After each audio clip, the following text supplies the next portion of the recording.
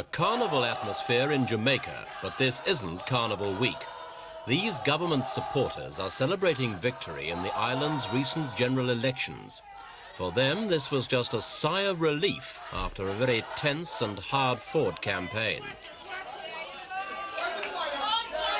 Elections in the Caribbean don't normally arouse world attention, but this one was different. By common consent, it was Jamaica's most important vote since independence 14 years ago. Victory went to the island's current premier, Michael Manley. He won by a landslide, and for him, it means 5 more years in power at the head of the PNP, the People's National Party, founded by his father. His opponents accuse him of bringing Jamaica to the verge of ruin, but to his supporters, he's a hero.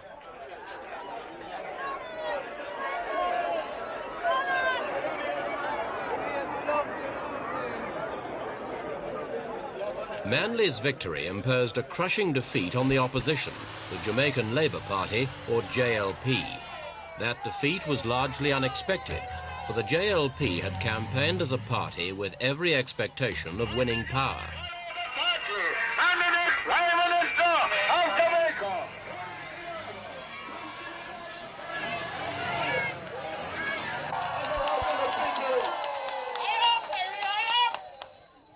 Leading the fight for the JLP was Edward Seaga, a finance minister in the JLP administrations that ran Jamaica in the first decade after independence.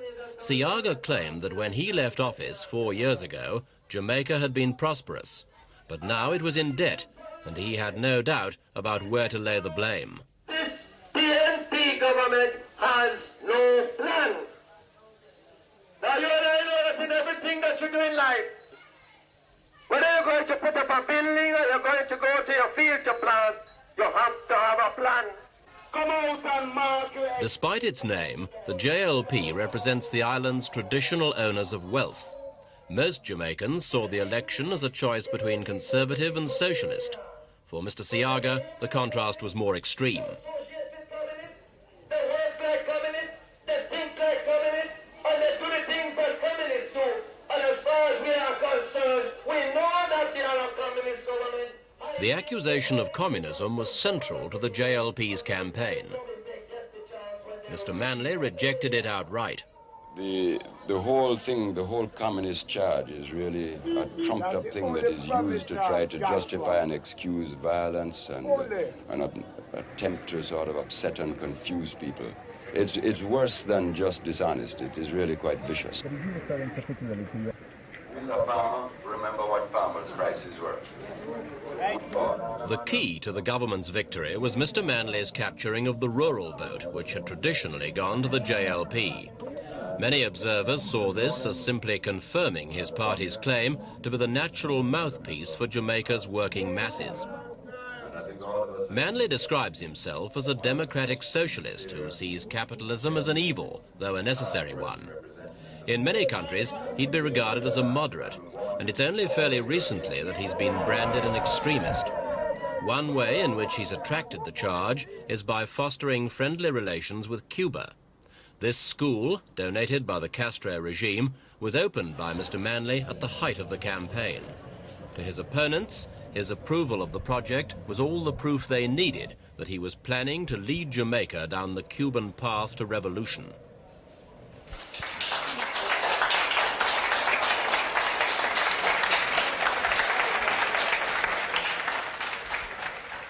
Mr. Manley's been adamant in his support for the school. He's described it as being conceived in friendship and carried out with love. Love is a word he uses often. He's a devout Christian who believes that his form of socialism is Christianity in action. As far as he's concerned, the Cuban school is simply cooperation for its own sake. And he's said that anyone who believes there are always strings to this kind of aid is still caught up in the tired attitudes of the past. There is emerging in the third world a new kind of international relationship.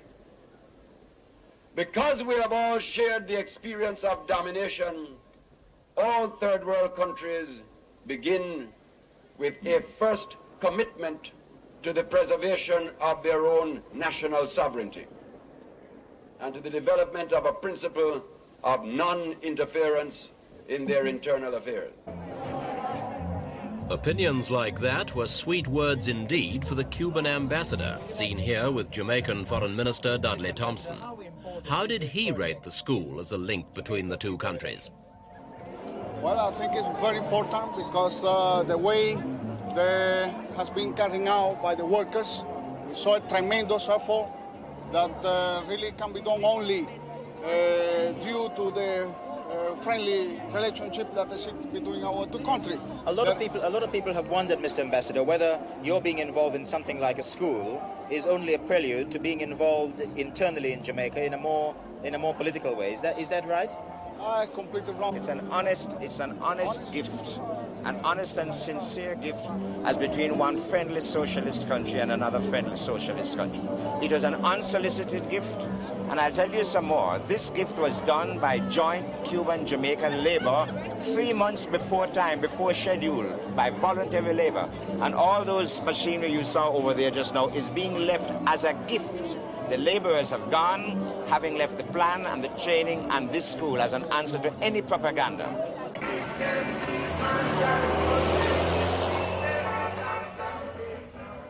One of the most important aspects of the election has been the violence that's marked the campaign. Troops have been out in force for months. They've had to be.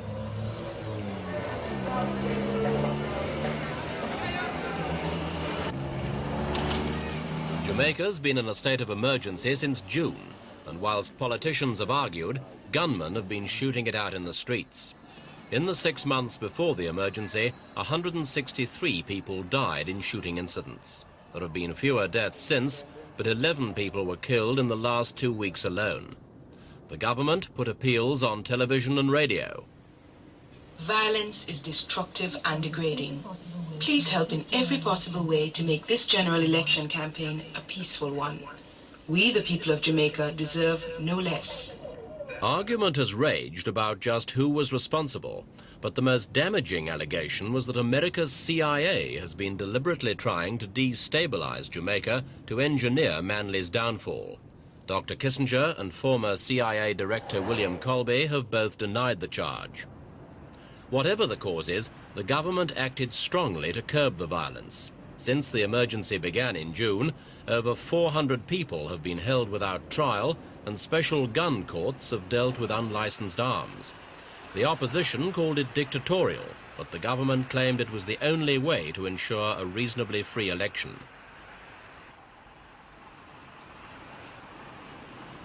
Behind the violence and the purely political arguments, Jamaica's economy is in serious trouble. Jamaicans once wrote poems in praise of the waving sugar cane, but today the sugar industry inspires nothing but despondency. This cane, on one of the island's biggest plantations, will fetch only a fifth of the price it would have done 2 years ago.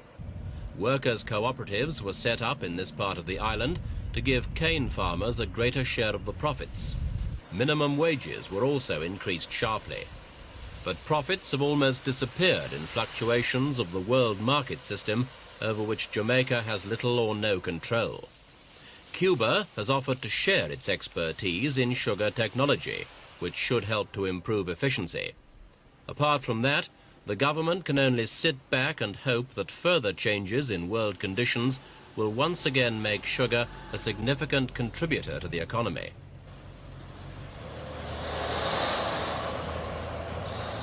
This is Jamaica's biggest earner of foreign exchange, bauxite. It's gouged out of huge pits like this, dried, and then processed into alumina before being shipped to North America for the manufacture of aluminium. It's all done by North American companies, including such giants as America's Alcoa. Estimates of the value of their investment range as high as $1,000 million. The Manley government has imposed heavy taxes on the companies and has moved steadily towards state control of the industry under howls of protest from the opposition. In practice, government control is still comparatively small, though it has bought all mining land and plans to lease it